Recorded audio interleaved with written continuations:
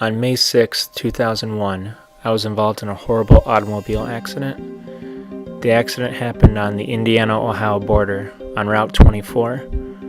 My car swerved suddenly and hit the left guardrail. My car then flipped end over end for 300 feet until it came to rest on the right guardrail. A passing trucker saw me laying on the side of the road and called 911. I was life flighted to the closest hospital and would spend 2 weeks in a coma. The next 6 months I would spend in outpatient therapy, trying to piece my life back together and trying to regain my physical, mental, and speech functioning. I would then spend the next 9 years trying to go through school to become a physical therapist. It took me a long time, gradually adding more classes, going through a bachelor's degree, and finally graduating from Florida Gulf Coast University with a graduate degree in physical therapy. My accident taught me many things. First of all, how important family was. My family stood by me the whole time during my coma and during my recovery. Without that support, I know I wouldn't have recovered as well as I did. Secondly, my faith grew tremendously. I've always been a strong Catholic, at least I thought I was. After my accident, I realized that God was missing from my life, and I realized that prayer, especially, was one of the reasons I recovered so well. I had people across the Midwest in different churches praying for me. I know that's one of the reasons I have recovered as well as I did. As a result of everything I have experienced, I have dedicated a large portion of my life now to helping people with injuries similar to mine. This would include the soldiers coming back from our present wars in Iraq and Afghanistan. The soldiers are experiencing a high number of traumatic brain injuries, post-traumatic stress disorder, and amputations.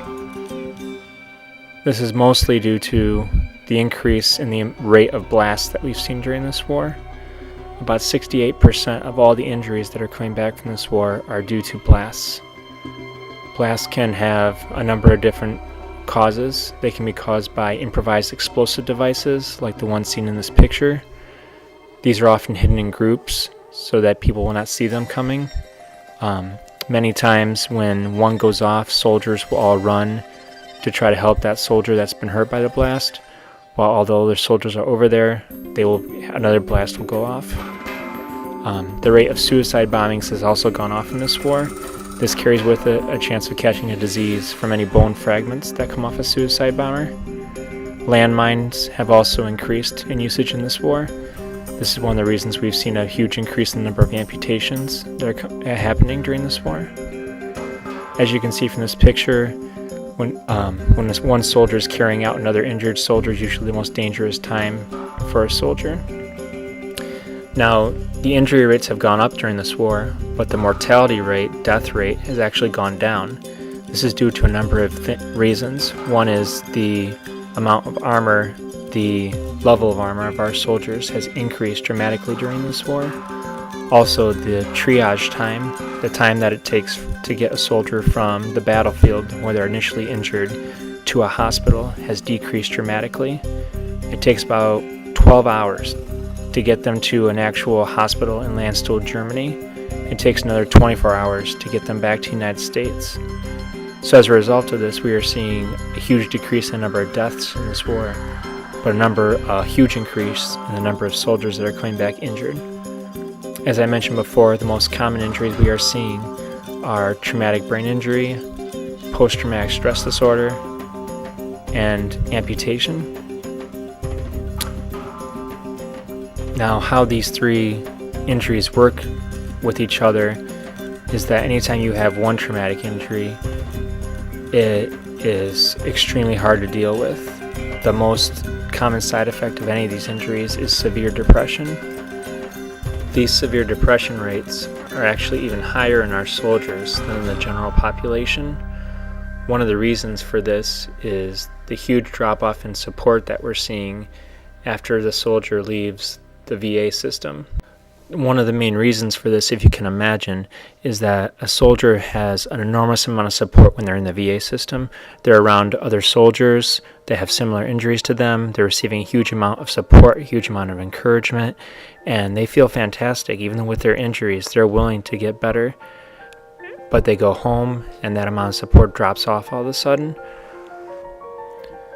Our soldiers need our support. They have sacrificed everything, given up everything in order to ensure our freedom. The least we can do is support them when they come back.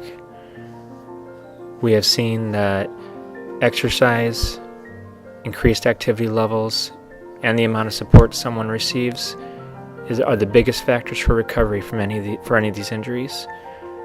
So I am recommending that we form a support group for all these soldiers and encourage increased activity levels in our soldiers. The Paralympic Committee has a branch for the military that is specially designed to increase activity levels in our soldiers. Any soldier that's injured can join, and they can receive training for free in any sport they wish. They do not need to compete if they do not want to, and this gives them access to a huge support network that would be beneficial to any soldier with any of these type of injuries.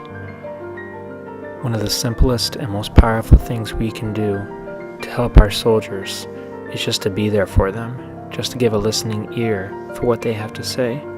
It is our duty as Catholics to be there for our returning soldiers.